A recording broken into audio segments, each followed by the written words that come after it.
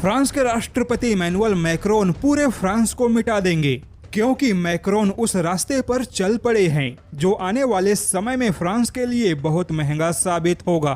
दरअसल यह दावा हम नहीं बल्कि दुनिया के कई देश कर रहे हैं और फ्रांस को चेतावनी देने वाले देशों के लिस्ट में रूस भी शामिल है, जो यह चेतावनी दे रहा है कि इमैनुअल मैक्रोन के शासनकाल में जो हो रहा है वह फ्रांस के भविष्य को मिटा सकता है। जैसा कि पिछले दिनों महिलाओं को गर्भपात का संवैधानिक अधिकार देने वाला फ्रांस दुनिया का पहला देश बना, यानी कि फ्रांस के संविधान में गर्भपात के अधिकार को शामिल किया गया, जिसे लेकर अब दुनिया भर के कई देश चेतावनी दे रहे हैं। जैसा कि किसी भी देश की ज्यादा जनसंख्या होना एक समस्या हो सकता है, लेकिन किसी भी देश की कम जनसंख्या और लगातार कम हो रही जनसंख्या किसी भी देश के भविष्य के लिए एक बड़ी समस्या है।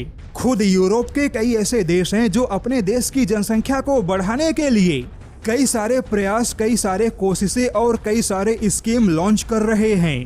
खुद रूस के राष्ट्रपति व्लादिमीर पुतिन ने खुले तौर पे रूस की जनसंख्या को बढ़ाने का आह्वान किया। यहाँ तक कि चीन को भी अपने गलती का एहसास हुआ और केवल एक बच्चा पैदा करने वाले कानून को हटा रहा है। और अब चीन भी यह चाहता है कि बूढ़े होते चीन को जवान बनाने के लिए चीन की महिलाएं अब 2 बच्चों को जन्म दे। लेकिन ऐसे में अब फ्रांस उल्टे रास्ते पे चल पड़ा, क्योंकि फ्रांस में जो गर्भपात संवैधानिक अधिकार बन चुका है वह फ्रांस के भविष्य को खतरे में डाल सकता है। क्योंकि आंकड़े कहते हैं कि फ्रांस में केवल 2022 में 2,43,000 से ज्यादा गर्भपात हुए, लेकिन अब गर्भपात की संख्या और ज्यादा बढ़ेगी।